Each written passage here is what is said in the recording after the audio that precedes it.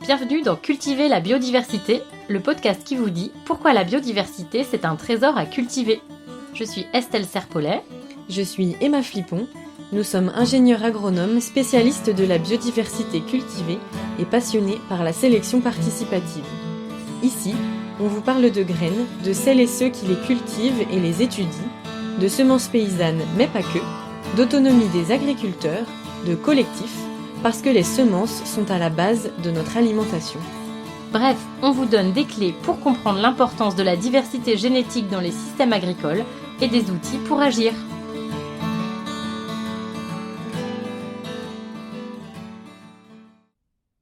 Cultiver la biodiversité, épisode 1. Dans ce premier épisode, on vous parle, vous vous en douterez, de biodiversité cultivée.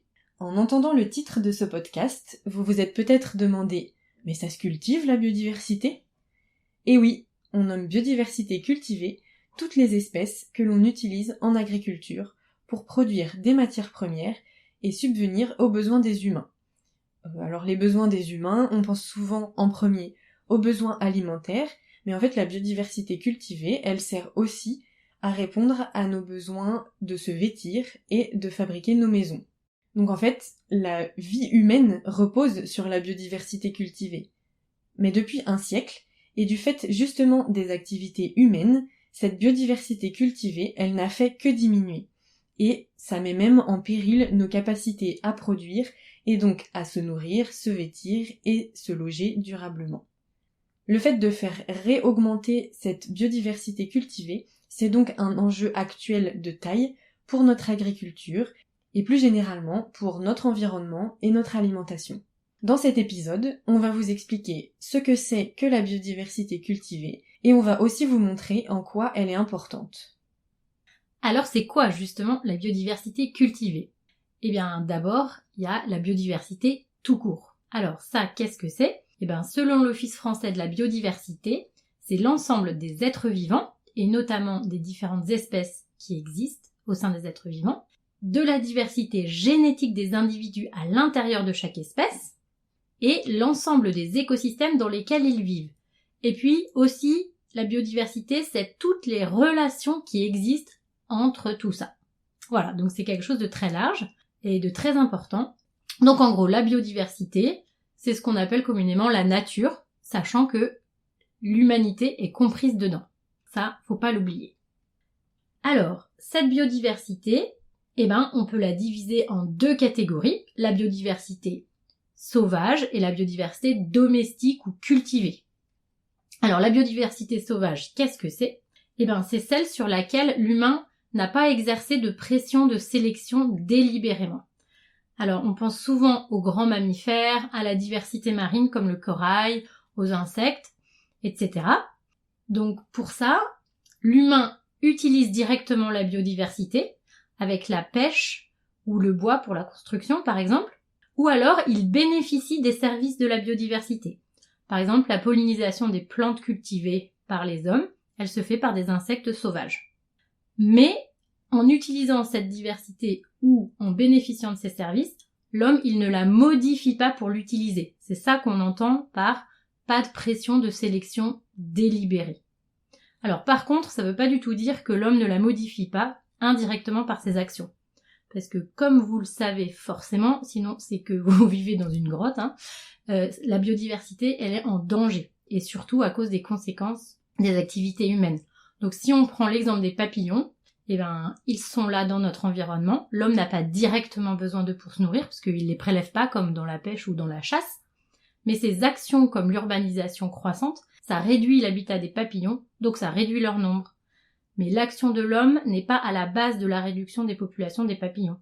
Bon, et après, moins de papillons, moins de pollinisation, moins de diversité de plantes, etc. Enfin, c'est toute la chaîne des interactions entre les espèces dont on parlait tout à l'heure qui est affectée et qui a des conséquences qui, forcément, nous retombent dessus parce que, par exemple, la qualité de pollinisation de nos plantes cultivées, elle est moins bonne, donc ça nous embête. Alors, ça, c'est quelque chose qui est assez complexe et super intéressant, mais c'est pas le sujet principal de cet épisode, ni de ce podcast d'ailleurs. Par contre, si vous voulez approfondir ce thème-là, il y a un outil qui est très intéressant, ludique et interactif qui existe et qui s'appelle la fresque de la biodiversité. En fait, c'est une animation pour sensibiliser le grand public aux enjeux de la biodiversité et de la place de l'homme dans les écosystèmes. Alors, on met un lien dans la description de l'épisode pour que vous puissiez aller voir s'il y a bientôt une fresque près de chez vous, par exemple, ou si vous voulez y participer en ligne. Et pour info, Emma et moi, on est toutes les deux animatrices de cette fresque, donc n'hésitez pas à nous solliciter à ce sujet. À côté, mais aussi en interaction avec la biodiversité sauvage, il y a la biodiversité cultivée. Celle-ci, c'est l'ensemble des animaux et des plantes cultivées qui ont été domestiqués par l'homme et que l'homme a fait évoluer au cours du temps en fonction de ses besoins. Dans ce podcast, on se focalise sur les plantes, même si parfois on fera des digressions vers les animaux parce que quand même tout fonctionne ensemble. Alors, cette biodiversité cultivée, on est là pour vous aider à la décrypter. Alors Emma, tu nous expliques plus précisément ce que c'est que la biodiversité cultivée ? Mais oui. Alors, du coup, chez les plantes cultivées, la biodiversité, on peut la diviser en 3 échelles ou 3 niveaux. Et donc le premier niveau, c'est la diversité en termes de nombre d'espèces. Donc par exemple, si on prend un système comme une ferme, on va mesurer le nombre d'espèces qui sont cultivées sur cette ferme. Ensuite, la diversité, elle se mesure aussi à l'intérieur des espèces. Et donc là, il y a 2 niveaux.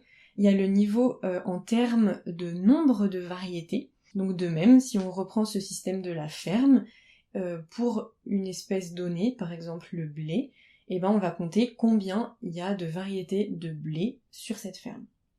Et pour finir, le dernier niveau, c'est la diversité au sein des variétés. Donc, diversité en nombre d'espèces, en nombre de variétés et au sein des variétés. Je vais vous les détailler pour que vous compreniez mieux. Donc, la diversité en termes de nombre d'espèces, premièrement. Donc, juste petit rappel, comme je l'ai dit, une espèce cultivée, ça va être par exemple le blé ou encore le maïs. Et donc, sur les 250 000 espèces végétales qui ont été identifiées par l'humain jusqu'à aujourd'hui, au moins 7 000 ont été cultivées tout au long de notre histoire. Mais aujourd'hui, 75% de ce qu'on consomme mondialement provient seulement de 12 espèces végétales et de 6 espèces animales. Donc c'est des chiffres qui sont quand même assez impressionnants. Et le deuxième aussi, qui est encore plus impressionnant, je trouve, c'est que 60% de l'apport calorique mondial, c'est-à-dire en gros 60% de ce qu'on consomme dans le monde, est basé sur 3 espèces seulement. Et ces espèces-là, vous pourrez peut-être les deviner, mais c'est le riz, le blé et le maïs. Et donc, maintenant, on a parlé de la diversité en termes de nombre d'espèces. Et qu'est-ce qui se passe au sein des espèces ? Donc la diversité en termes de nombre de variétés. Petit rappel, une variété, c'est un groupe de plantes d'une même espèce qu'on peut différencier des autres parce que ce groupe, et donc les individus de ce groupe, ont des caractéristiques communes. Si on prend la tomate par exemple, une variété de tomates et tous les fruits d'une même variété de tomates, ils vont par exemple avoir la même couleur de chair, la même couleur de peau et à peu près le même goût. Et si on fait le parallèle avec les animaux, on pourrait dire que les races d'animaux, c'est l'équivalent des variétés chez les plantes. Pour vous donner un exemple, si on prend un bulldog et un dalmatien, on sait qu'ils sont de la même espèce, c'est-à-dire ce sont des chiens, mais en revanche, on est capable de différencier des bulldogs et des dalmatiens parce qu'ils ont des caractéristiques différentes, par exemple en termes de taille, de couleur, de forme de la tête et même de forme du corps. Si vous avez envie d'avoir des exemples aussi de noms de variétés chez les plantes, on peut prendre la pomme de terre. Vous pensez souvent à la variété Charlotte, par exemple, chez les pommes de terre, et puis une autre, ce serait la Belle de Fontenay. Et souvent, quand vous allez chez le maraîcher, vous allez dire moi je veux des pommes de terre pour faire des frites, et il va vous donner une variété et pas une autre. Alors, il faut savoir que le terme de variété, c'est un terme qui est quand même relativement nouveau. Avant, on ne parlait pas de variété. C'est un concept qui a été développé plus tard, au 19e siècle. et qui a été développé notamment par les sélectionneurs, donc ceux qui se sont occupés de créer de nouvelles variétés adaptées à l'agriculture industrielle. En fait, avant l'industrialisation de l'agriculture, il y avait presque autant de variétés, même si on les appelait pas comme ça du coup, que de fermes. Et autant de variétés aussi presque que de paysans. Et même d'ailleurs, un paysan allait utiliser beaucoup de variétés par espèce. Et chaque variété était adaptée à des conditions locales spécifiques et aussi à des pratiques. Et la diversité en termes de nombre de variétés, elle était conservée aussi grâce à des échanges entre les agriculteurs. De nos jours, le concept de variété, il a évolué. Et officiellement, en France, en 2022, il existe par exemple environ 500 variétés de blé tendre qui sont inscrites au catalogue. C'est-à-dire que les agriculteurs peuvent acheter ces variétés sur le marché. On vous expliquera plus tard le cadre réglementaire, ça fera certainement l'objet d'un épisode au moins. Et donc si on revient à ce que je vous expliquais, avant l'industrialisation de l'agriculture, il y avait presque autant de variétés que de fermes. Si vous essayez d'imaginer à l'échelle de la France le nombre de variétés qu'il y avait, ça n'a rien à voir avec les fameuses 500 variétés de blé tendre qui sont inscrites au catalogue. Donc pour résumer, la diversité en termes de variétés, c'est le nombre de variétés qui existent pour une espèce donnée. Et alors là, attention, terme technique, on parle de diversité intervariétale, comme on parlait de diversité interspécifique quand on comptait le nombre d'espèces différentes.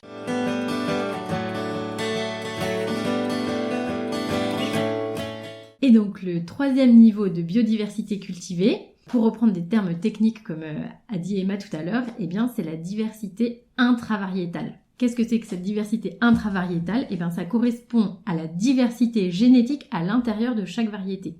Alors pour le dire autrement, on peut dire que c'est le nombre de formes différentes d'un gène qui existe dans une variété. Donc ça, c'est ce qu'on appelle le génotype ou la carte génétique des plantes. Bon, c'est un peu d'aller voir ce qu'il y a sous le capot des variétés parce que c'est très précis. Donc les gènes, c'est important, mais c'est pas que ce qui compte.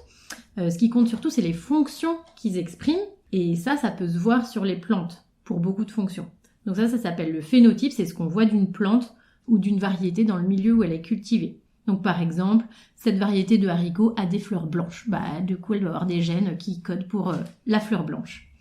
Alors, on peut avoir une idée de la diversité interne d'une variété en regardant les plantes qui la composent du coup, avec le phénotype. Alors, soit elles peuvent être toutes identiques, comme par exemple, vous regardez un champ de maïs, la plupart des champs de maïs, la grande majorité des champs de maïs, toutes les plantes se ressemblent énormément. Ou alors, les plantes d'une variété, elles peuvent être plus ou moins différentes les unes des autres.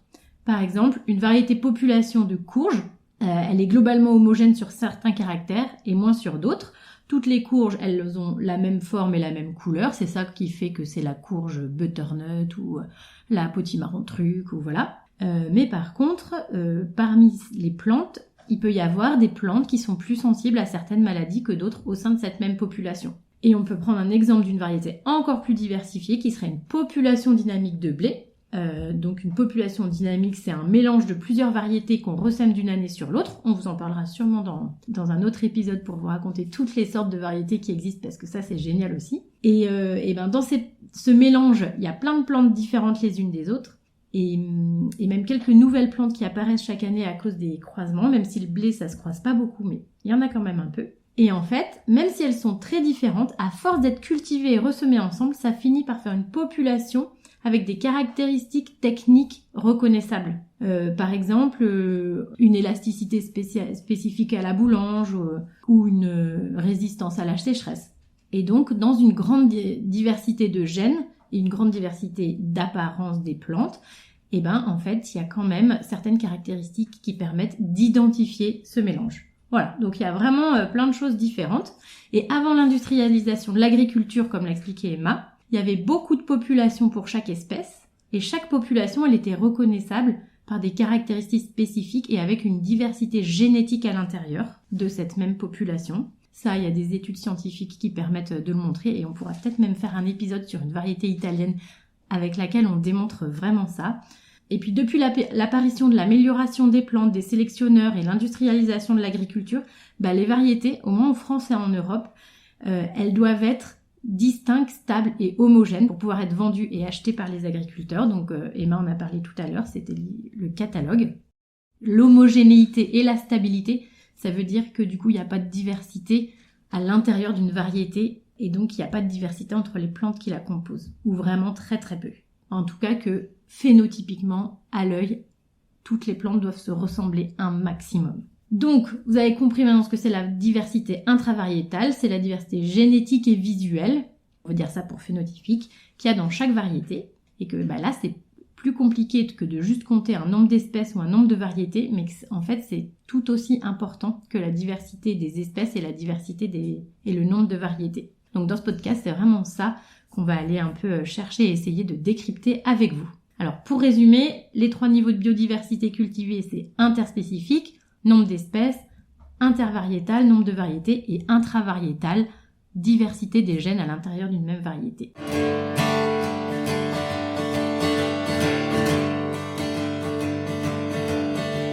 Alors, ces 3 niveaux de diversité, faut savoir que quand on parle de biodiversité cultivée, on peut les regarder à différentes échelles. Et d'ailleurs, Emma vous en a un petit peu parlé quand elle parlait de regarder dans une ferme. On peut regarder à l'échelle d'un territoire, cette biodiversité cultivée-là. Donc le territoire, on peut regarder à l'échelle du monde, d'un continent, d'un pays, d'une région, d'une commune. Ensuite, on peut avoir un focus différent qui serait plutôt un focus au niveau d'un système agricole ou d'une ferme. Voilà, où là le territoire il peut être morcelé, mais à l'échelle de la ferme, comment est la biodiversité cultivée. Et ensuite, on peut aussi regarder à l'échelle d'une parcelle. En fait, aujourd'hui, on a plutôt l'habitude de voir des parcelles où il n'y a qu'une seule espèce cultivée. Mais dans cette parcelle, on peut combiner des espèces, on peut aussi combiner des variétés, et on peut aussi avoir des variétés qui sont très homogènes ou des variétés qui sont très diversifiées. Donc voilà, en fait, la biodiversité cultivée, c'est tout ça, c'est ces 3 niveaux dont on a parlé, et c'est aussi le focus avec lequel on va analyser, on va regarder en fait ces 3 niveaux de diversité. Alors c'est très complexe et il y a plein d'interactions, mais c'est ça qui est passionnant et c'est ça qu'on va développer tout au long de ce podcast pour que vous compreniez mieux. Et alors juste pour que vous puissiez y appliquer dans votre vie juste là maintenant, on vous propose de mesurer la biodiversité qu'il y a dans votre assiette, dans votre jardin, dans votre ferme, comme vous voulez, selon qui vous êtes, chers auditeurs. Alors le nombre d'espèces, si on prend l'exemple de l'assiette, puisqu'on est tous des mangeurs, au moins ça c'est le dénominateur commun, et bien sur une semaine par exemple, combien d'espèces différentes est-ce qu'on mange? Voilà, je vous invite à faire ce calcul, c'est assez facile, même s'il faut se rappeler de tout ce qu'on a mangé pendant une semaine. Ensuite, pour chaque espèce que vous mangez, eh bien, est-ce que vous arrivez à voir s'il y a plusieurs variétés? Déjà là, ça se complexifie un petit peu. Et ensuite, quand vous connaissez les variétés que vous mangez, est-ce que vous savez quel type de variété c'est et quel est le niveau de diversité génétique de cette variété-là? Alors là, certains d'entre vous le sauront peut-être, parce qu'ils s'intéressent justement déjà à la biodiversité cultivée. Pour d'autres, ça va être plus compliqué et c'est quelque chose que vous allez découvrir au fil des épisodes avec nous si ça vous intéresse, parce que c'est vrai que cette biodiversité-là, elle ne se voit pas, mais pourtant en fait elle est importante. Et c'est tous ces aspects-là dont on va parler dans ce podcast, vous montrer à quel point c'est important de regarder la biodiversité cultivée à tous les niveaux et notamment au niveau de la diversité génétique des variétés.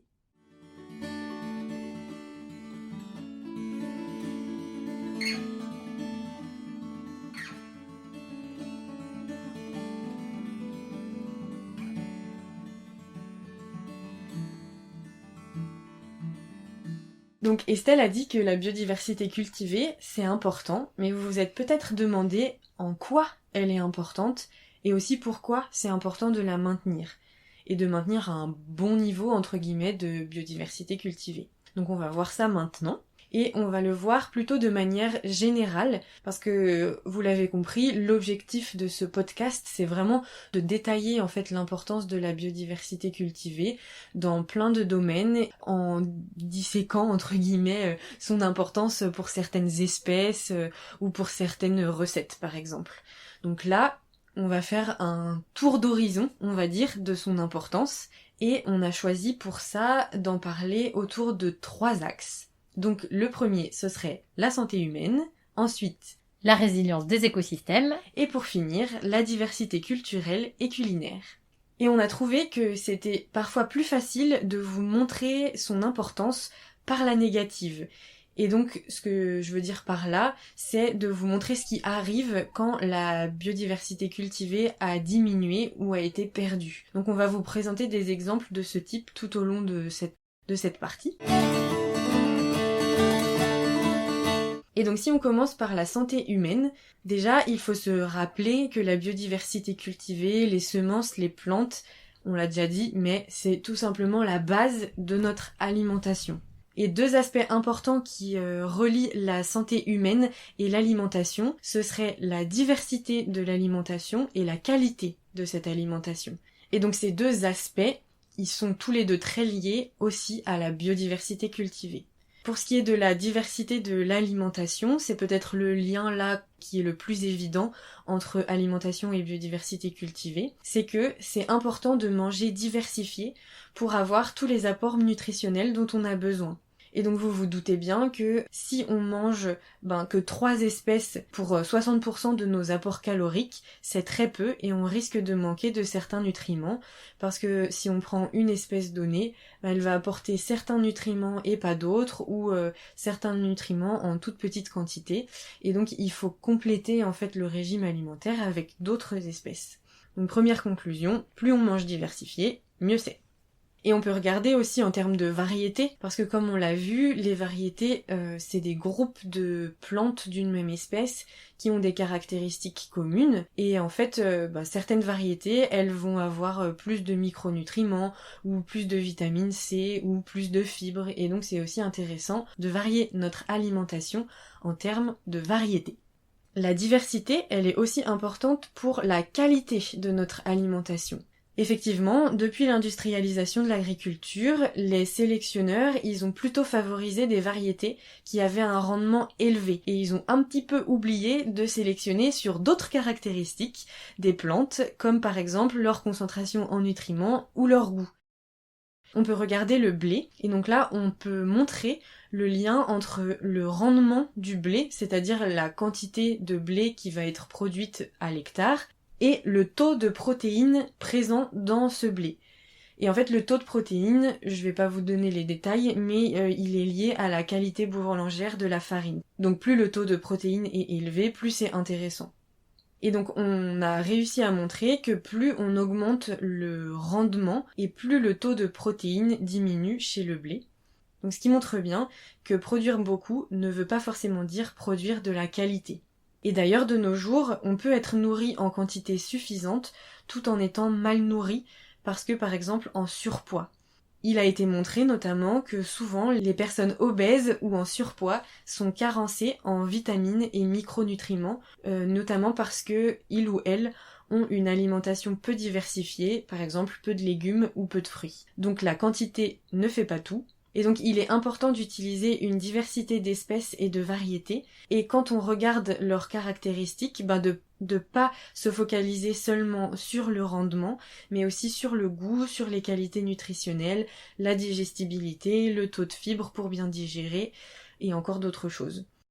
Donc, pour conclure sur cette affaire de lien entre biodiversité cultivée et santé humaine, il est important d'utiliser une diversité d'espèces et de variétés, et aussi de se concentrer sur leur qualité et pas uniquement sur le rendement. Donc, par exemple, de faire des sélections sur le goût, les qualités nutritionnelles, la digestibilité, le taux de fibres pour bien digérer, et il y aurait encore plein de choses qu'on pourrait citer.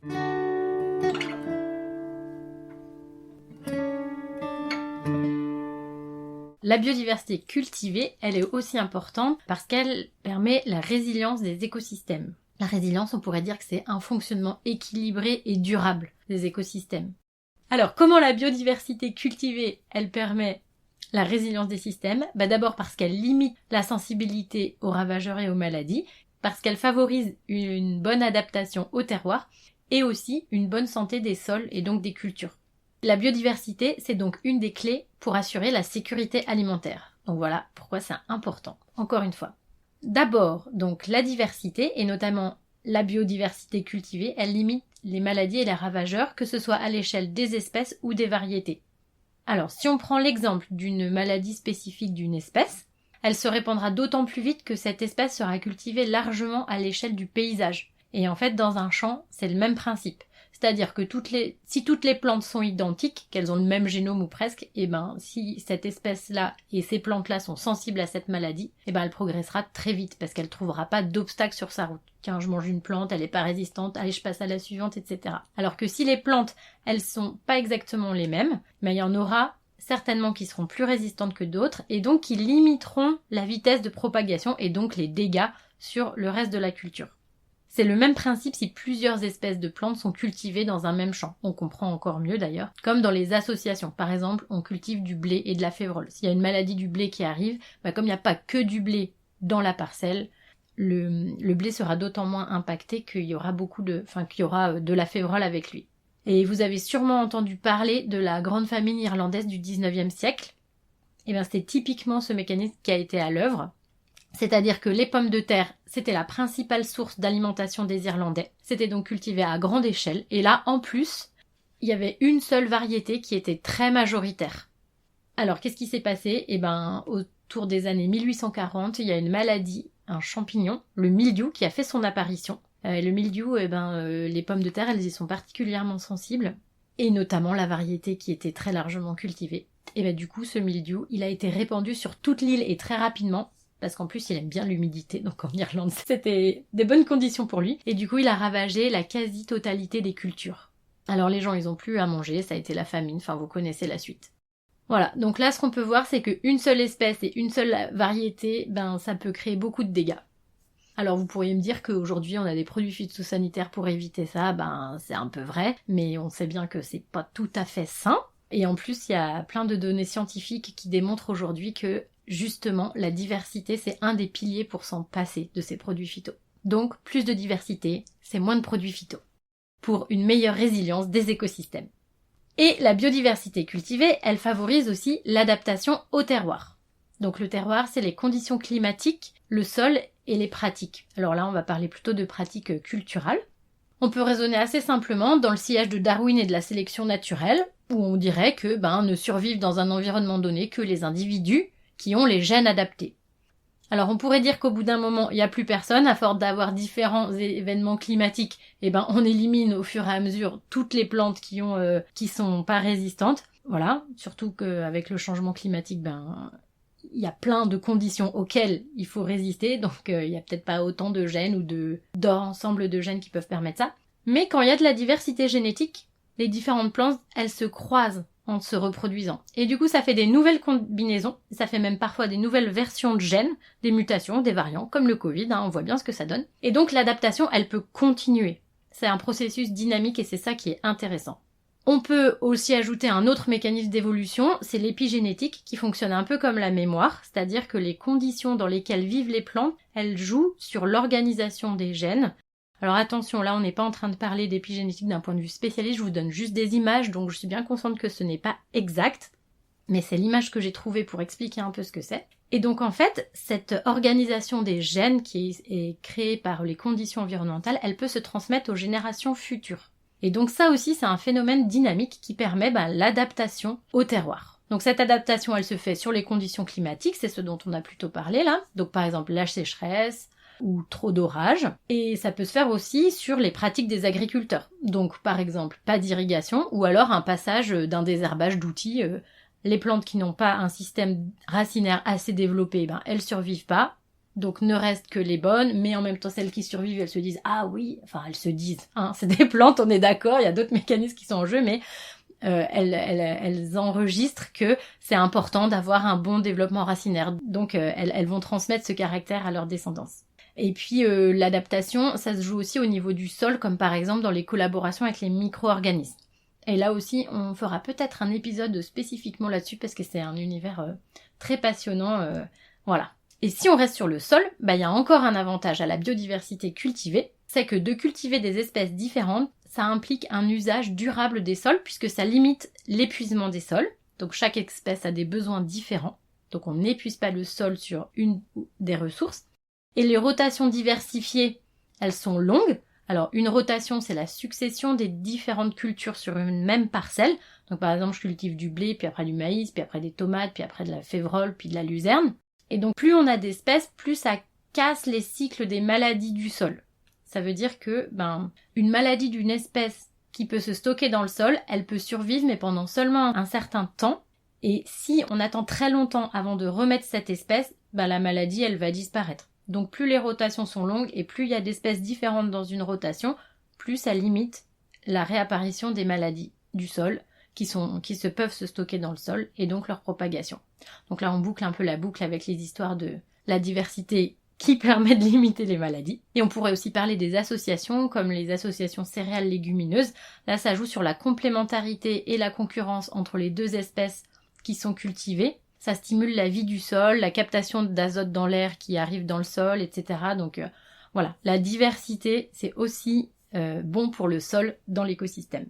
Si vous voulez justement approfondir les différentes dimensions de l'importance de la diversité à tous les niveaux et voir comment ça fonctionne en vrai dans une ferme, je vous invite à aller écouter l'épisode « Cultiver la diversité » du podcast La charrue avant les bœufs. Et voilà, on vous mettra le lien dans la description de l'épisode.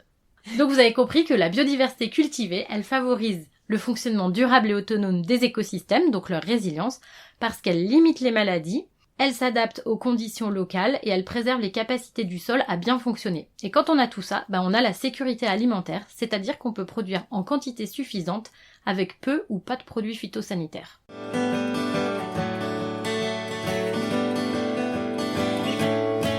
Et donc, troisième aspect de l'importance de la biodiversité cultivée, c'est que cette dernière, c'est une composante majeure de la culture humaine, on peut dire. Et puis, dans cette culture humaine, évidemment, il y a la culture culinaire. Donc, si on commence par ça, la diversité culinaire, on est en France, la diversité culinaire, ça nous connaît, on y est attaché. Et vous vous en doutez, qui dit diversité de recettes, dit besoin de diversité en termes de matières premières. Et d'ailleurs, certaines variétés sont spécifiques d'une recette. Et donc, on peut prendre l'exemple du haricot italien Dialette, qui est cultivé dans une province du nord de l'Italie. Et ce haricot, il est utilisé dans plusieurs recettes, notamment des recettes de pâtes au haricot. Et l'idée, en fait, c'est que ce haricot, il est spécifique de cette région. Et donc, les gens, ils vont avoir tendance à utiliser ce haricot spécifiquement dans leurs recettes parce qu'il est cultivé dans leur région et que il est adapté en fait au terroir mais aussi à ces recettes spécifiques. Donc voilà, on peut dire que pour résumer, certaines variétés locales sont spécifiques d'un territoire et elles font partie de leur patrimoine vivant parce qu'elles ont un goût particulier et qu'elles sont adaptées à des recettes particulières. Il n'y a pas spécifiquement d'intérêt de les cultiver ailleurs parce que en fait ailleurs il y a d'autres variétés qui font partie de ce patrimoine vivant, qui continuent d'être cultivées et voilà, c'est ce qui fait leur spécificité en fait et leur lien à un territoire et à un terroir. On peut dire aussi que certaines traditions culinaires, elles sont associées à des traditions culturelles. Là, on peut prendre l'exemple du paumé en Bretagne. Donc c'est une forme de confiture qui est faite à partir de pommes et le procédé de fabrication du paumé, il est assez long. En fait, il faut mélanger des pommes pendant 24 heures et il faut vraiment veiller à ce paumé pour que la recette réussisse. Et donc la mise en œuvre de cette recette, elle donnait lieu à des grandes fêtes et à des fest-noz qui duraient toute la nuit pour en fait que les gens puissent à la fois faire la fête et à la fois se relayer à remuer le paumé. Et pour aller plus loin, si ce type de lien biodiversité cultivée et recettes vous intéresse, vous pouvez aller sur le site du Slow Food, donc c'est un mouvement pour l'alimentation et la biodiversité, et ils mettent en avant des liens entre des recettes et certaines variétés, et ils expliquent l'origine de ces recettes et le lien avec les variétés. Ça a fait notamment en Bretagne l'objet d'un petit livre qui s'appelle Graines d'une Bretagne d'avenir et là qui présente plusieurs variétés bretonnes et qui explique comment les transformer. On a parlé de la biodiversité culinaire, mais la biodiversité culinaire, comme je l'ai dit, elle fait partie de la diversité culturelle plus largement. Et là aussi, en fait, il y a un lien entre biodiversité cultivée et diversité culturelle, parce que notamment, quand ce sont les paysans qui produisent leurs semences et qui gèrent les populations adaptées à leur écosystème et à leur terroir, premièrement, ils sont autonomes, c'est-à-dire qu'ils sont pas dépendants financièrement d'entreprises semencières, et puis aussi ils font du lien avec leurs voisins à travers des échanges. Mais aussi, on peut parler de culture parce que ces agriculteurs-là, ils accumulent un ensemble de connaissances et de savoir-faire autour de la production de ces semences, et donc ça, on peut considérer que c'est du patrimoine culturel pour les humains qui les détiennent. On peut aussi faire référence, alors là, on vous l'avait dit, des fois on va parler un petit peu d'animaux, et là on va faire référence aux éleveurs autochtones d'alpagas, donc en Amérique du Sud, dans les Andes. Et ces éleveurs, ils identifient 11 couleurs différentes de laine, dont certaines jouent un rôle très important pour leur cérémonie. Et donc ces 11 couleurs de laine, elles sont, vous vous en doutez, liées à la diversité qui existe au sein des populations d'alpagas. Et donc malgré le fait que ces alpagas de couleurs différentes, ils sont très adaptés aux conditions locales des Andes, la majorité des troupeaux comporte l'alpaga blanc parce que sa fibre est plus fine et se vend à des prix qui sont supérieurs sur le marché. Mais en fait, ces animaux, ils sont plus vulnérables aux maladies déjà, et en plus, ils sont plus capables de produire la laine qui est adaptée à des cérémonies. Donc on voit que le patrimoine culturel aussi, il a entre guillemets besoin de cette diversité parce que la diversité des rites, elle s'associe à des diversités de laine ou de couleurs de semences ou de couleurs de maïs par exemple. Donc pour résumer, le fait de faire sa semence, de mobiliser la biodiversité cultivée, ça participe aussi à la souveraineté alimentaire, si on décide de définir la souveraineté alimentaire comme un droit qui laisse la possibilité aux populations de mettre en place des politiques ou des organisations agricoles qui leur sont le mieux adaptées, sans qu'elles puissent avoir un effet négatif sur les populations d'autres pays. Donc la biodiversité cultivée, elle est super importante parce qu'elle joue sur notre santé, sur l'équilibre des écosystèmes dans lesquels on vit et qui nous nourrissent, et aussi, et c'est pas rien, elle fait partie de notre culture.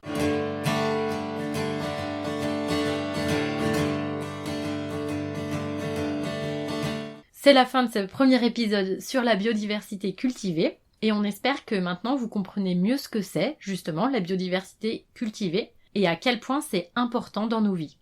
Alors, pour sauver la biodiversité cultivée, mangez-la! Et pour approfondir les différents sujets dont on vous a parlé dans cet épisode, vous pouvez aller voir les ressources qu'on vous propose dans la description. Dans le prochain épisode de ce podcast, on vous racontera l'histoire de la coévolution des humains et des plantes. Et vous verrez, c'est une histoire pleine de rebondissements. On espère que cet épisode vous a plu, alors n'hésitez pas à le partager.